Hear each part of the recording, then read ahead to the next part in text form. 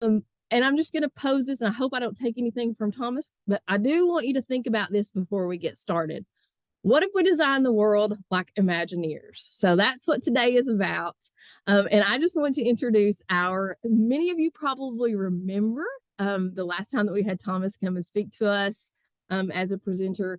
But really quickly, because I've taken a little bit of his time as already, but for over 30 years, Thomas has served in education as a teacher, a coach, a principal, district level admin, a college professor, a keynote speaker, an educational consultant for school districts, a textbook publisher in South Carolina Department of Education. Throughout his career, he has conducted highly educational professional development trainings in educational design, curriculum development, and instructional methodology at local, state, and national levels. And he's been a featured contributor for edtopia.org with articles focusing on authentic learning experiences, intentional use of experience and space design in educational settings, and the concept that he explored in his popular TEDx talk, Imagineering Education. I am so excited about this topic, this concept, and I can't wait to see what all that Thomas is going to bring for us today. I'm so glad that you joined us. And just for the next few minutes, I just want you to think about how you can take what we're going to hear, take what we're going to be listening to, and you can Imagineer education for your students. Thomas, so glad that you're with us. Thank you. I love that. And thanks for the introduction. Can I share my screen?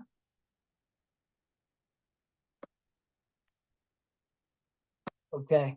You know how this goes. Let's see. Let me make sure I get it there now.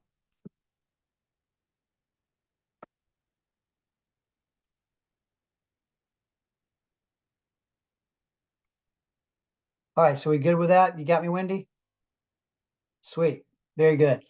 All right. So this is going to be a little interactive today. And so I hope that you'll be ready by on the chat to be able to jump in and contribute some. But as Wendy said, I'd really like for us to take some time today. And this is part one of two, right, Wendy? We've got another one scheduled after this. So I'll give you a caveat here. Geez, I just finished this past year. I've been working on taking all this content and creating it and launching it as an online course, and just launched that last week on Martin Luther King Day. And so I'm excited to do that. I already have my first cohort of folks who signed up. And what you're going to get over the next two sessions is kind of an overview of a lot of that content. And so I've been immersed in this stuff for the last 6 months heavily, and I'm excited to have a chance to share it with you guys and get in front of some teachers to get your feedback on what you think your ideas would be for Imagineering education. What if we, as Wendy said, what if we designed our schools and spaces like Imagineers? So I want us to focus on this section, or this session and the next one, on really dreaming and imagining and creating. Now, I know we're towards the end of January, and in February, I know this is like the doldrums of the school year, right?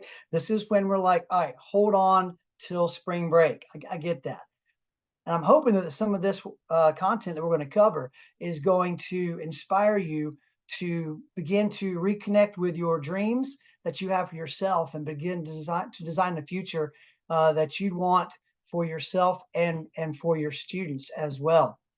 Now, it's not advancing. What am I doing wrong here, guys?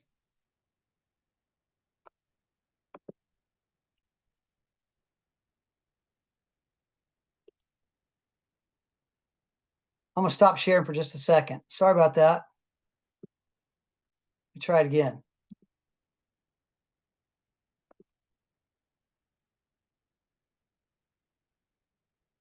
You got me there. It's just not advancing. You might try your right arrow key. Yeah, okay, let me try it again.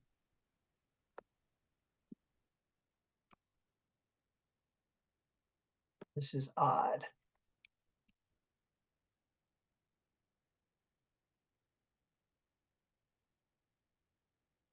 Hey, we'll do that. I was trying to use a clicker. There it is. Good. Thank you so much for that. Coming to our rescue. So, like I said, I hope that the seeds that we're going to plant over the next two presentations can lead you to some new ideas and new revelations on, how you can begin to impact your students that you teach, and also the communities where you serve, and the world in which we live. So let's get started. Now, I want to ask you a question right away. This is where I'm going to need you to jump into chat. Okay. Now, if I gave you the ability to create any kind of school that you wanted to, any kind of learning situation, what would that school experience look like? If you could reimagine the school experience, you could do anything you wanted. I'd love to hear your ideas. So drop those in the chat box for me, please. Waiting on those coming in. Small group, great. Smaller class sizes. Yep, robotics. What else we have? 5 to 1 staff. Less interruption, smaller class sizes, interactive hands-on. I love that. Less focus on testing, open air classrooms, PBL, field trips, all the arts available. I love this. This is great. More creativity allowed, staff, unlimited resources, specialists in all areas, more up-to-date technology. Got it. Got it. More student choice, smaller classes, more focus on engagement, enjoying and learning. Student interest from more open curriculum. All right. So I think that I'm hoping some of the things we're going to talk about is going to help you with that. Lots of books, bigger library. Hey, I love, I'm not against technology, but I love books in my hand. Student choices in classes. That's great. I've had some experience with that as a principal for a mini-mester, and it was fantastic. Less testing, less testing, less testing. Great books curriculum. I was part of that in elementary school. And see that. Now, let me stop for a second. Indoor slides. Boom. There we go. Now we're talking about it. All right. So, hey, if Clemson football program can have it, if Dabo's got a slide for the players, we can get one in our schools, right? I think Ron Clark has them down in Atlanta. Now, let me add something to you here, okay? Let me change things a little bit. Ready? Why is it doing that again? Oh, this is great. Technology, right? All right, I'm going to change one thing. Now we go. You have an unlimited budget. Does that change anything? You have all the money in the world that you need. So how does that change things? Keep on going. Longer recess time. I love that. Unlimited budget says we've got definitely indoor playgrounds. There we go. Or slides. Autonomy. Expound on that some, Randy. More staff, pay raises, field trips, visit historical sites. I love that. More staff. State-of-the-art facilities. Okay. Field trips. I'm hearing field trips is a common theme of going places. That's great. Immersive experiences. Perfect. VR. Inclusive playgrounds for all engaged parents. Okay, great. All right, let me interrupt you one more time. Ready? Try this on for size now. Okay. What if magic was real? Will that change anything for you? Okay. Magic's real. Now, what would that look like?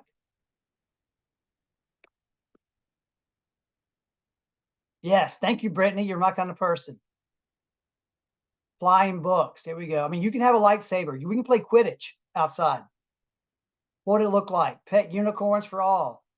All children would come from stable homes. Love that, Kim. Students who come to school ready, willing, and prepared to learn.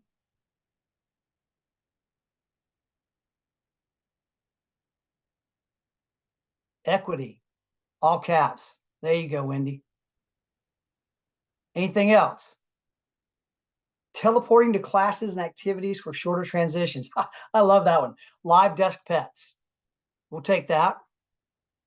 Students would be excited to learn. Well, there's a way to make that happen. Be able, without magic, be able to identify student passions, talents, then use them. Okay. Students not afraid to use their imaginations. Thank you. We can help with that. Materials left at home and magically disappear. There we go. I love that. All right. So let me ask you this. As I continue to have issues, and let me work past that, of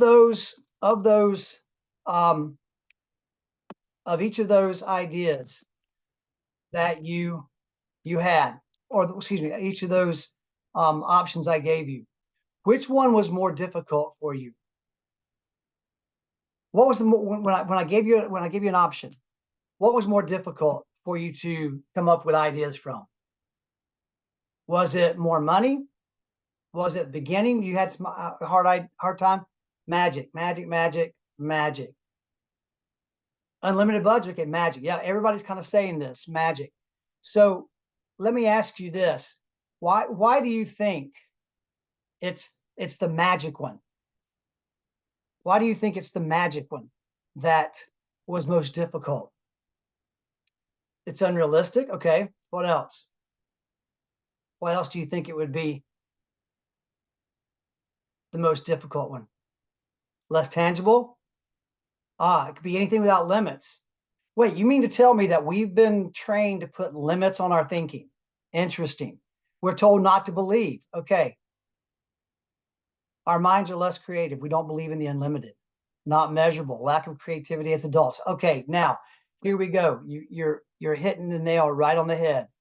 And I'm going to stop sharing again and go back because it is locked up again. I am really, let's see. I haven't had this issue before, guys. Sorry about this. There.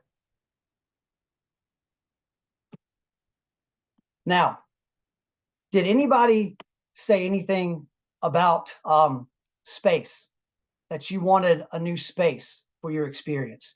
Or if you could redesign a school any way you wanted it to, you'd have a different space. A lot of times when I do this with teachers and principals, space is something that you really want. They want to have more flexible space or more open sunlight. What about experience? Now, this is interesting because I can tell you right now, a lot of you said experience because you're talking about field trips and you're talking about immersive experiences. So a lot of you were really kind of nailed in, hammered down on this one about experience. You wanted that. So like I said, the hardest part for all adults to do this when we do a challenge like this is the magic piece. Now, there's a reason for that. You see, when we're talking about reimagining things and developing new and innovative ideas, we need a real healthy dose of creativity and mixed with a great deal of imagination and dreams. And kids are great at this. They're really good at this. Yet research indicates that most people tend to lose creative intelligence as we age. In other words, as we go through school, we begin to lose our creativity. And I've loved using this slide for years because it's like when we're younger, you can test creative quotient, okay, your creative intelligence. And kindergartners are off the chart. Elementary kids, those of you who teach elementary, off the chart. What happens to our level of creativity is that our CQ, if you will, as we age through school, is that we begin to lose that, and it begins to diminish. So that by high school, a lot of people who identified, kids who identified as being creative as children no longer identify themselves as creative. I think somebody I saw had posted something on there that you absolutely nailed it right, is that we're told that we need to stop dreaming, to stop imagining. How many times have you heard this? Stop dreaming and grow up. Okay. And so what happens is that we begin to limit our creativity and our imagination the older that we get. But it doesn't really have to be this way. And there was a man who inspired me from the time I was a young boy, and really as I became a professional and re-examined his life, he began to inspire me even more, especially around what he had to say about creativity and imagination. And he said this: growing old is mandatory, but growing up is optional. And I love that. This is someone who knew how to maintain a balance between responsibility and dreaming. Now, of course, we're talking about Walt Disney. and he's often referred to as a dreamer and a doer. Now, as a dreamer, Walt had a dream as a young parent to create a space where parents and children could go have fun together that weren't just your regular carnivals. Now, in the 1940s, when Walt began to play with this, begin to imagine this type of space, this a place, a kind of a new idea for a carnival. Um, Carnivals were not known as being super clean. I mean, they had a lot of rides, but there was just not. Um, a lot of times the rides broke down. It just wasn't always a pleasant experience. And one day in Griffith Park, uh, Walt was watching his daughters ride the carousel there, and began to imagine of what it would be like if he could create a place where parents and kids could have a great time together. And for 15 years, he worked on that dream. And of course, we know what that dream became, right? That dream became Disneyland. Now, Walt wasn't just going to be satisfied with dreaming. Walt was someone who liked to say this to his staff on a regular basis: the best way to get things done is to stop talking and start doing. Now, there's a time where we love to dream, and we're, I'm going to encourage you to spend some time dreaming over the course of today, and between now and the next time we meet, I'll give you some assignments, so we come back together and see what, how things have perhaps changed. But we don't want to just talk about staying stuck in the dreaming part. There's a time when you got to stop talking and start doing, and that's what Walt did by making his dream, his vision, come to fruition. Now, his vision, of course, was Disneyland. And this was how he described Disneyland. He said this about Disneyland: Disneyland will be a place for people to find happiness and knowledge. It'll be a place for parents and children to share pleasant times in one another's company. A place for teachers and pupils to discover greater ways of understanding and education. Did you catch that? From the beginning, Walt said this about Disneyland: it's a place for teachers and pupils to discover greater ways of understanding and education. Disneyland will sometimes be a fair, an exhibition, a playground, a museum of living facts, and a showplace of beauty and magic. It will be filled with the accomplishments, the joys, the hopes of the world we live in. And it will remind us and show us how to make these wonders a part of our own lives. Now, to help achieve this goal, Walt hired an incredibly talented group of engineers and artists and designers who all had talents from different fields, and brought them together to help make his dream come true. This group he dubbed the Imagineers.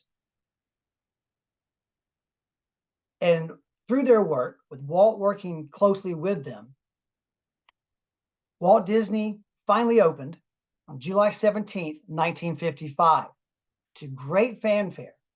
And of course, it's been inspiring the world ever since. But let me give you some encouragement.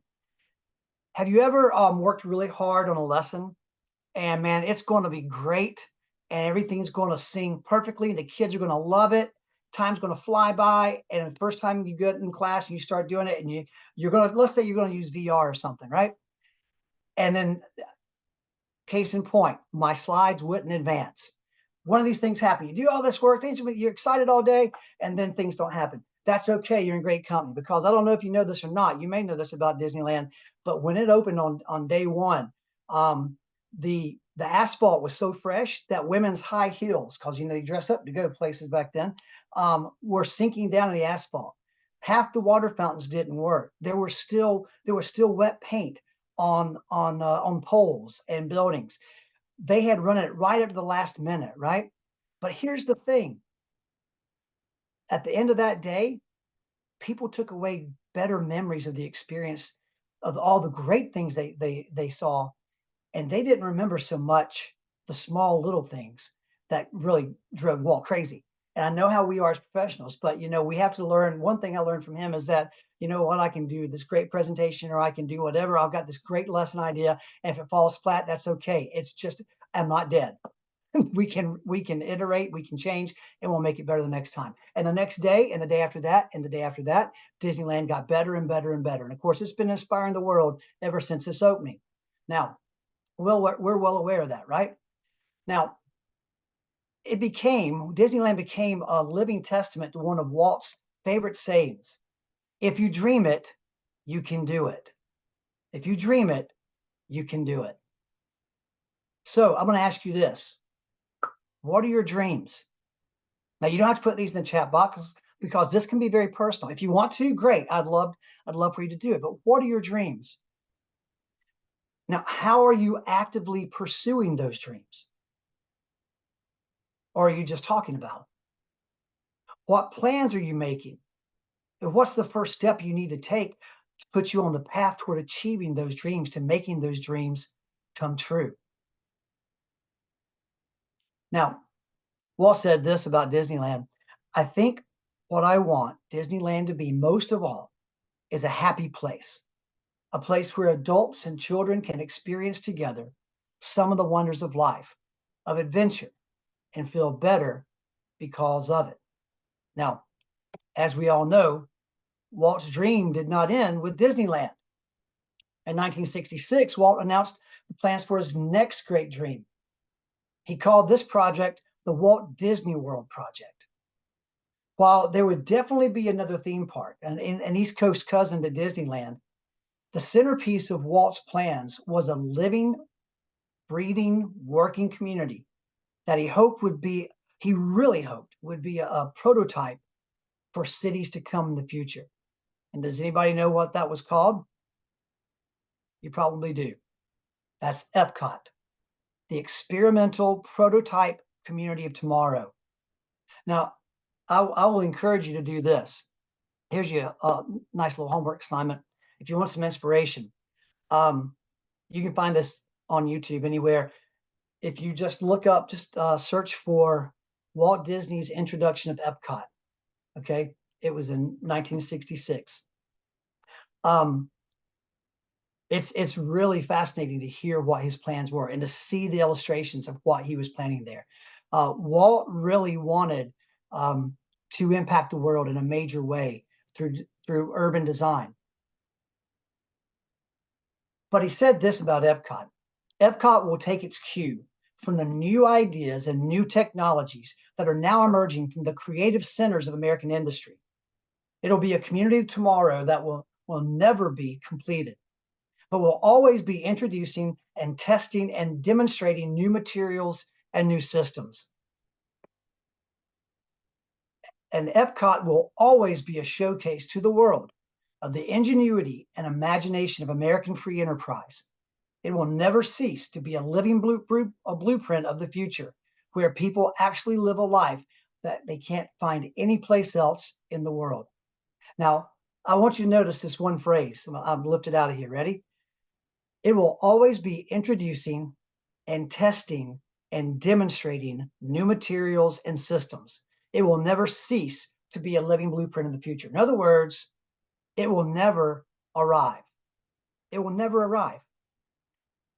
So how might we seek to continuously improve, to push new boundaries, and to avoid complacency and never settle for mediocrity? Now, I'm not just talking about in the classroom. I'm talking about even in our own lives. How might we apply that same principle to our own life? Well, Walt would say this, and perhaps an answer to that. There's really no secret about our approach. We keep moving forward, opening up new doors and doing new things because we're curious, and curiosity keeps leading us down new paths. We're always exploring and experimenting. So if you were to distill that, Walt would say, remain curious and take action. Now, sadly, Walt's televised promotion of his newest dream was his last, because less than 2 months after its airing in December of 1966, Walt Disney passed away. But his dream lived on. And on October 1st, 1971, Walt Disney World opened to great fanfare of its own. Now, Walt's brother and his lifelong business partner, Roy Disney, dedicated the park with these words: "May Walt Disney World bring joy and inspiration and new knowledge to all who come to this happy place. A magic kingdom where the young at heart of all ages can laugh and play and learn together. Now, have you noticed something in these descriptions of Disneyland and Disney World? We're talking about very intentionally designing a place for multi-generational interaction. And I'm a huge believer of that. I think that's something as a culture we've lost, where um, we don't spend time playing, living, working together across multiple generations. You know, as a social studies teacher, that's one thing, we can talk about this later in the year in another presentation. But I used to love having my students interview their grandparents and then record those, and we create documentaries. This is back in the days of flip cams, if you remember flip cams. And I bought a bunch of flip cams. We used the flip cams. Taught the kids how to do interviews with the grandparents. We recorded those, dropped them into Windows Movie Maker because it's free, and then they would make their own little documentaries. The idea was that there's a lot of joy and a lot of wisdom that can be shared between generations. And both these parks, from the beginning, at their heart, were designed to be places where the generations interacted with one another. Now, I could show, you know, if I was we were all in a space together, I'd say, give me a show of hands if you've ever been to Disneyland or Disney World. Disney World is the one I've been to. I've never been to Disneyland. But of course, this is what the Magic Kingdom looks like today. This is Cinderella's castle, of course, right? But for me, this is what it looked like in 1978. And this was my introduction to Walt Disney World. It was a spring break trip with my parents. And this is when my own Disney adventure began. Now, this is 9-year-old Thomas. And that's me and my mom. And I was absolutely blown away. I was already a Disney fan at the time. Seriously, this is no joke. The first 2 words I ever remember learning how to spell were M-I-C-K-E-Y. Second word, M-O-U-S-E. And that's because I learned it in a song watching the Mickey Mouse Club. Now, I love Mickey Mouse cartoons, and I was a huge fan of the Mickey Mouse Club. Had a crush on Annette, had no idea about the whole, she was old enough to be my mom at the time. Well, actually older than that. But when I went to Disney World, man, this took things to a new level. I was no longer just passively watching stories like Snow White or Peter Pan or Dumbo. I was actually participating in the story. As you can see me flying up there on Dumbo. That was a whole new experience. And this is a picture of me and 2 of my buddies that we were with on that spring break trip. And coincidentally, years later, when I became a dad, we took a picture at the same spot. And it reminded me that that there's so much magic that can be passed on generationally when you learn or when you share your passions with others. Now, when I became a parent myself, I would return to Walt Disney World with my boys. That's my wife and my boys when they're much younger. Now they're almost 30, 26, and 24. But they were absolutely blown away like I was. And so every time we would go to Disney, I loved watching them have fun playing. And I remember watching them play one day on Tom Sawyer's Island in the fort there.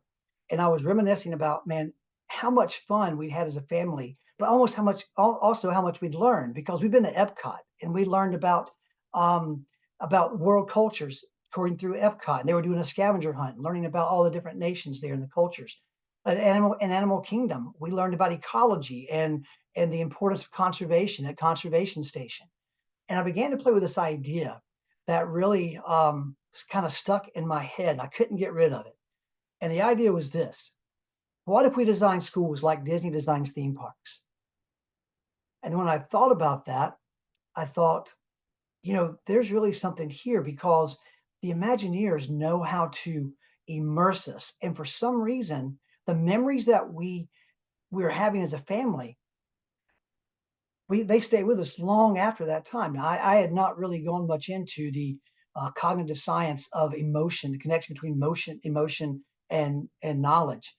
I do now, and I want to share some of that stuff with you. But this was an idea that I really wanted to play some more with.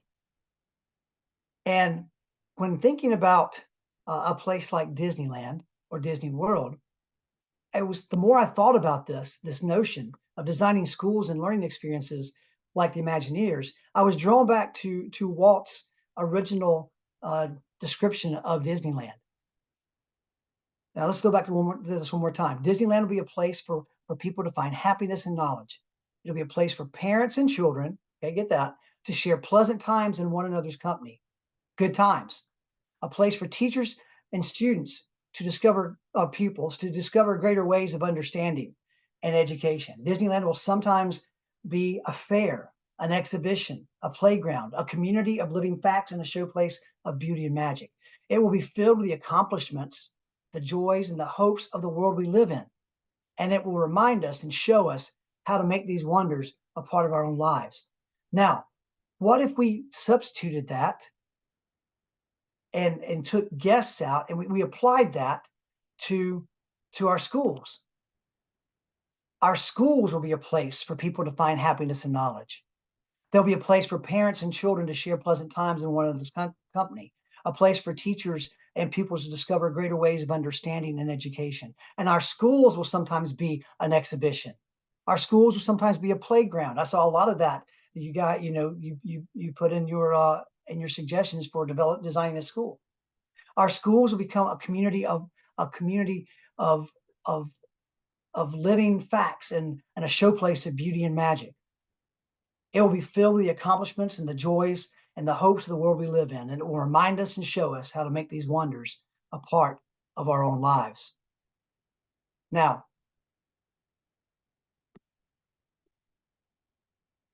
John Hinch would say this whenever they were talking about designing a new part of a Disney park or a new park altogether. He'd tell the Imagineers, what if we created a place that allowed guests to transcend their everyday experiences, a safe and exciting and challenging place where they can leave their normal lives behind? Now, let's replace guests with students. What if we created a place that allowed students to transcend their everyday experiences, a safe, exciting, and challenging place where they can leave their normal lives behind? Hinch said this: in time, the thinking and activities that they are immersed in and engaged with every day will create for them a new normal, filled with new knowledge and new dreams of what could be for themselves and the world. He's talking about inspiring dreams. He's talking about changing the world just through people having a good time and what they learn at Disney. Y'all, we do so much more than that. We have the ability to do so much more because that's our mission to begin with. So what if we could have this mindset, develop this mindset that we want to create experiences and spaces that will provide opportunities for students begin to see themselves in a new light? What if we design spaces and experiences for new knowledge and new dreams for our students and the world? Walt once said this: our guests should feel better because of their experiences in a Disney theme park. Now, I believe this: our students should feel better because of their experiences in the spaces where they learn. Now, I hope that you all agree with me on that. The same should be said, even more so, about schools than a Disney park. Now, as we begin to think about reimagining spaces and experiences of our learning environments based on these concepts of like theme park design, it's going to be helpful for us to briefly explore the differences between an amusement park and a theme park, because we can find connections to both. Now, I want you to think about this, okay? Is your class more like an amusement park or a theme park?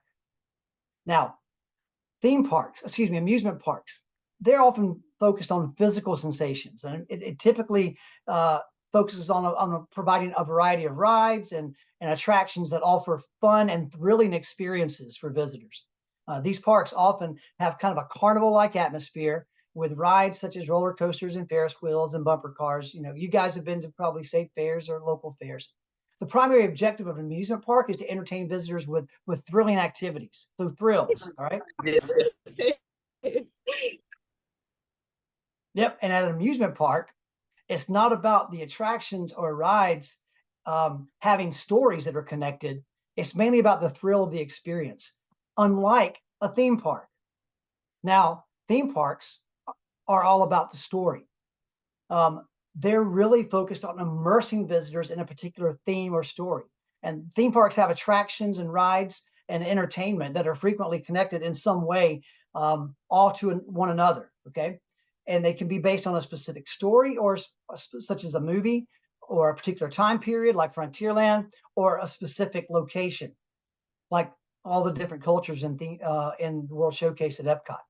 Now, Disneyland and Disney World are some of the most famous examples of theme parks, and both parks offer a real variety of themed lands and attractions. And we've mentioned Frontier already, and like Adventureland and Tomorrowland and Fantasyland.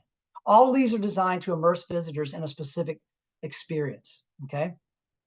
Now, let's check in for just a minute. Go back to that question. To which type of park would you compare your class? Is it an amusement park or a theme park? And you might think, dude, this guy's way off base and he's done jumped the shark here. I'm a serious teacher. That's great. That's awesome. Do you ever do anything that your kids like? Do you have that wow factor lesson? It's the lesson that you love to teach and kids love to participate in. Okay. Now, if so, well, that's a thrill ride. That's like an amusement park. If your class is filled with, oh yeah, they have this high, we have this experience, and man, they love this. They love doing this. That's great. That's more like kind of like an amusement park. A theme park would be this. You have those thrilling activities, but students understand there's a connectivity between it all. They see the connection between it all. There's an underlying theme. They see that there's a bigger picture here. And so these things, these fun things that we're learning and having fun, while we're learning them, actually they're part of a broader narrative. Okay, so that's more of the theme park. Are you focused on kind of teaching your students through these fun activities a broader narrative, a broader theme? So does your class provide thrills and excitement through a variety of learning experiences with no unifying connection? They're just one-offs, okay? And that's okay if it does. Or does it create that same level of excitement, but in a way that there's an underlying story being told? Okay, so those are the two differences there. I want you to think about. Okay, now, do you believe that one approach may be more valuable than the other, or are they both equally important? Now, I have opinions. You have opinions, and there's no right or wrong answer here. There really isn't. And in some cases, I'd say that some subjects. Well, no, I won't say that, because I do have a different opinion. But that's not to say they both aren't equally valuable experiences, as long as kids are learning, right? What I want to hopefully show you is how to make that learning perhaps more connected and more immersive for them. Okay. Now, let me leave you with this one. Think of a theme park or an amusement park that you visited at some point in your life. Okay. If you could add any aspect of that experience to your classroom or your school, what would it be and why? Now, here's something. I'm going to jump ahead to our next section, but that's okay. I'm going to preview it. When the Imagineers go through this brainstorming process, they kind of do it similarly to what we did at the beginning, when they're going to create a new land or a new attraction, and they start throwing out ideas, and then they start to add what they call the blue sky section, right? Blue sky thinking. That's where the magic is real. That's where there's all the money in the world. And that's when the ideas get crazy. Okay. Think of it this way, right? They're sitting around the room, the Imagineers sitting around the room, and somebody says, hey, let's make an elephant fly. That's a designer, that's an artist, right? Let's make him fly. And there's an engineer that says, but elephants can't fly. You can't, are you going to actually make an elephant get up? I'm exaggerating, of course. But the idea is that a dreamer said, let's make an elephant fly. Somebody who knew how to actually do it applied their knowledge as well. And what we ended up with was the Dumbo ride, one of the most ridden rides in any Disney park across all of them. Okay, you may have done it, you may have ridden it yourself. Now, in that blue sky thinking section or time, that blue sky thinking process, those ideas can get really wild and really crazy, like having a slide in school. But maybe you can't have a slide in school. Maybe your principal won't allow it. Maybe you don't have the funds for it. But what is it about that slide? What is it about, what aspects of the experience could you replicate? Is it the speed? Is it the thrill? Is it the wind in the hair? Is it the risk? Are there things that you could do to make replicate that same experience without actually having the slide? I'll talk more about that later, but that's what we're talking about with applying some aspect of an amusement park that you've experienced and apply it to your life. Oh, excuse me, to your classroom. Is there something that you had, something you experienced that you thought, wow, this would be awesome if I could just provide my students with this? Okay. Now we'll come back. We'll come back to that later in the next section. Okay. Of next session. Now let's talk first, though, in the time we have left, about the Imagineers, who these people are, okay, and why we can learn from them, okay? Now, the Imagineers are incredibly creative collaborators, and John Hench, who's you see in the white shirt there, legendary Imagineer. I mean, absolutely. He was actually one of the original, what's called 8 Old Men, the guys that were founders of Imagineering. Hench said this about the Imagineers: we take a 2-dimensional world and transform it into 3 dimensions. So he's taking, what they're saying is that they're taking the ideas of Walt from a storybook or from a film or a cartoon and making it actually come to life. In our classrooms, we can do the same. Now, Imagineering by definition is this. Imagineering is the process by which creativity is combined with technical know-how that results in innovative ideas. Okay, creativity is combined with technical know-how that results in innovative ideas. They also define it this way: it's learning and succeeding by dreaming and doing. Okay, I love that the Imagineers actually put a focus on learning and dreaming and doing. Now, when I taught my undergrads at Furman in kind of Ed 101 course, I used to ask kids this: is teaching an art or a science? And I'd have and these are students that, this is like the first week of class, and they're all, some are thinking about being teachers, others aren't. They're just going off what they've experienced as students themselves. And so I said, is teaching more of an art or a science? And we could have that great discussion here. I've had it in a lot of workshops, but what it comes down to is actually it's both. There's an art to teaching, and there's also a science to teaching. And so that's what we're talking about. There's a technical know-how of what we do as a profession, but there's also a lot of creativity for what we do as a profession too. There's an art to it as well. Now, the Imagineers, their goal is to create these radical experiences through radical collaboration, radical dreaming, and radical creativity, all of which encourages radical problem solving. Now, again, get that. We want our students all the time. We always talk about our kids we want them to be problem solvers, right? So this process they go through, the Imagineers go through, is all about collaborating to create or to solve solutions or provide solutions for radical problems, okay? Now, what do they do exactly? Well, they do concept development.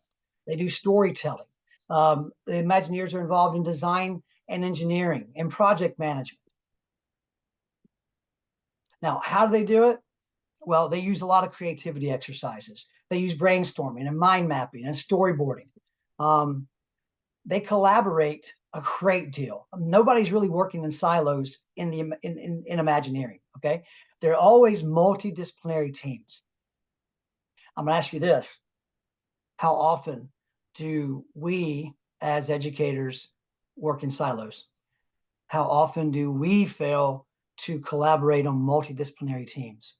How many times is it by self-selection? How many times is it because we just don't have the physical space or time to do it? Okay. Both of those options have solutions to overcoming them.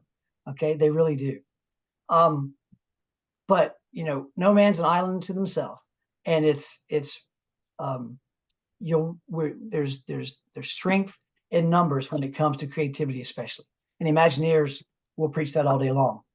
Now, their original mission of the Imagineers was this: they were to bring Walt's vision to life, and they were to make Disneyland feel like you were walking into a Walt Disney story. Okay, That was the original goal. But as part of that, it grew to be so much more. One of their primary emphases is what they call liking the guest. Now, to help sell the story, to help immerse students in what they're doing, their guests in what they're doing, what they're experiencing, that is driven into every Disney employee called a cast member. Okay, a cast member because everything's a story, a show, right? But it's really important that they like the guest. And that, the Imagineers will tell you, is the key to everything. It focuses on the needs and desires of the guests, and they focus on excellence. I'll give you a real quick, two quick stories just came to mind on that. I have a friend who used to be a cast member. He was actually, he was a supervisor of one of the attractions. It was at MGM, and it was the backlot ride. And if you ever have been to MGM, the backlot ride, there was a part where you're on this tram, right? It's like you're going to the backlot of a studio, and you're driving through, and you're watching this this disaster movie being filmed. And there's explosions. You feel the heat and the fire, and a water tower tips over, and all this water comes rushing down the side of the mountain right towards the tram, and it's designed to go underneath the tram. Okay, and you might get a little splash. This day, there was a malfunction. Too much water came out. It went all the way through all the guests. Everybody on the tram got drenched. I mean, completely drenched. So my friend Rodney said that the driver of the tram immediately radioed ahead and let him know what happened. By the time the tram got back to the end of the ride, my friend Rodney was there. He's as guest services, along with guest services. They had towels for every person on that ride. Okay, they pulled them all to the side. They apologized. Rodney apologized to what had happened, and he said, "Here's towels to help you dry off.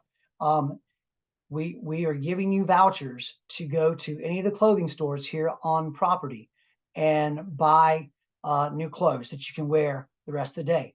We're going ahead and telling the people in all the stores that if you buy clothes there and you're one of the people who are on this, they got this little voucher, then they would launder your clothes, enjoy the rest of your day. They take your clothes, launder them, and then have them for you by the time you left.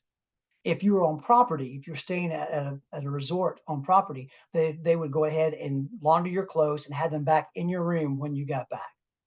Now, that's liking the guest. That's taking what could be a potentially disastrous, public relations event and turning it into something where people felt seen and heard and appreciated. One more story Rodney liked to tell is this. There was a little girl that one time, when he was working, she had a brand new Cinderella doll, and the Cinderella doll that she took with her everywhere, the mom and dad said. And they were walking through one of the parks. There was a construction fence that's coming soon. And so the little girl was curious as to what was on the other side of the fence. So she said Cinderella could find out. So she threw Cinderella over the fence to find out what was on the other side of the fence, what was being built. And then she realized Cinderella couldn't get back. So she started crying and was just inconsolable. And mom and dad, were trying to calm her down. Well, there was a cast member who came by and saw this little girl in distress and said, "Hey, what's going on?" The parents told the cast member, and they said, "I tell you what, let me, we'll get Cinderella. Let me go do that." Cast member walked down the fence. Cinderella had landed in a mud puddle. Okay. She was very dirty. So the cast member came back and said, "Listen, Cinderella got a little bit dirty, and we're going to give her a spa day.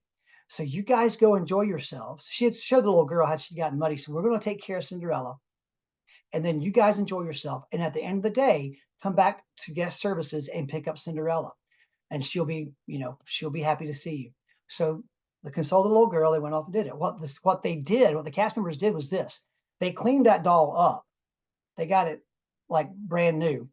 Then they took the doll to all the Disney princesses and had Cinderella doll take their picture with all the princesses, printed out pictures, put them in a little book of Cinderella's adventure that day.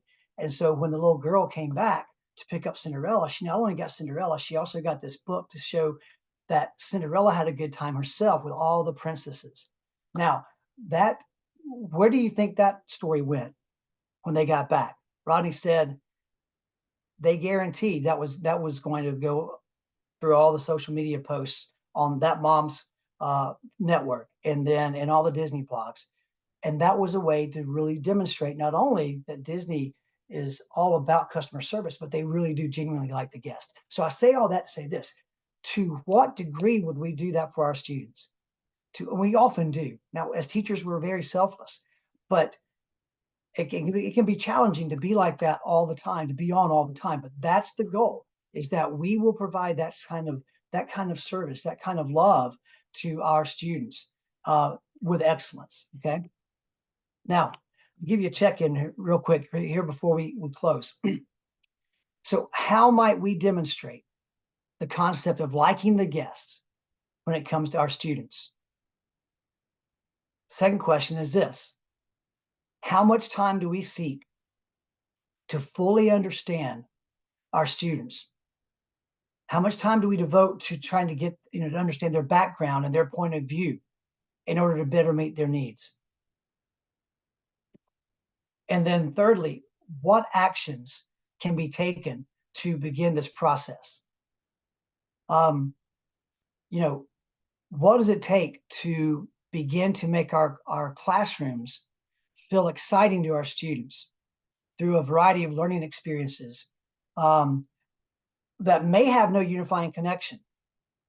How can we begin to get them really excited about learning the content that we're teaching? And how could we begin to find a way to connect all that we teach with kind of this unifying theme? Okay. So, last thing, in the last 5 minutes, I want to jump ahead here,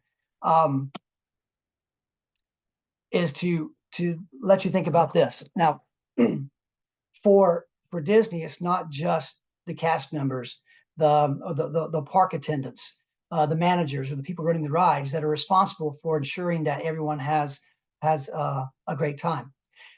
Now, Disney is very famous for its services to its guests, and that includes all the cast members.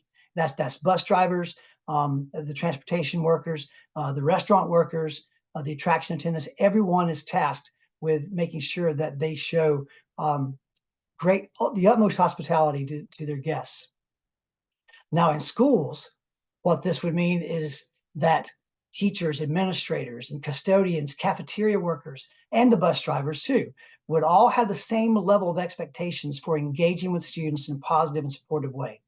Now, I was principal at a school one time where we encouraged our custodians to engage with our students and to say hello, to speak with them. We would have the custodians sometimes come into class and speak to a certain class when we knew there was a custodian that had some level of expertise in something that they were teaching.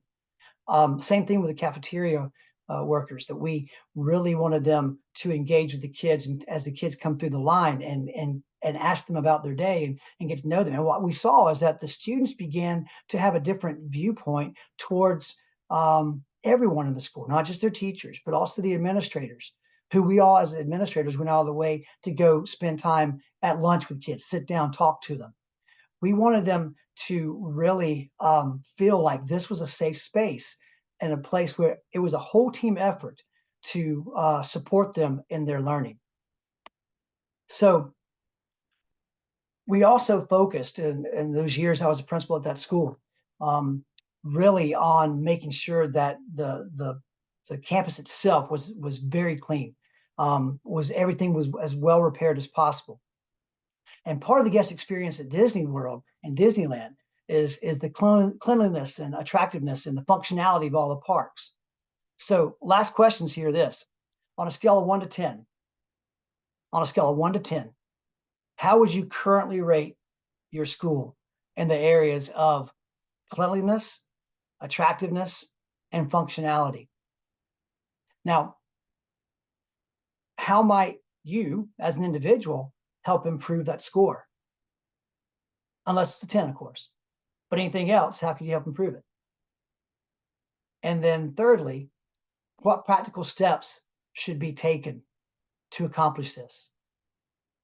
Now,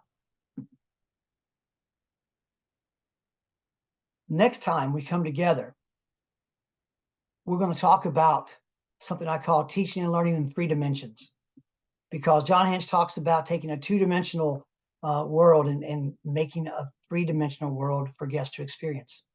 So how do we as teachers teach and encourage learning in 3 dimensions? How do we use every space? How do we use every experience within that school to support the learning that happens there? And there's a very important reason that this matters. And it's not something to be glossed over, because Marshall McLuhan, who's a famous Canadian philosopher and really the founder of media studies, said this years ago, that the medium is the message. The medium is the message. The message is the message. What you're sending, the content you're teaching is important, but how it's delivered can often speak louder than what is actually said. The entire context in which we learn can send louder messages than what we're actually speaking out or which we're actually teaching. That means the spaces that we teach in, our classrooms, we may not have control over the entire school, but we probably have a good bit of control over our own classrooms.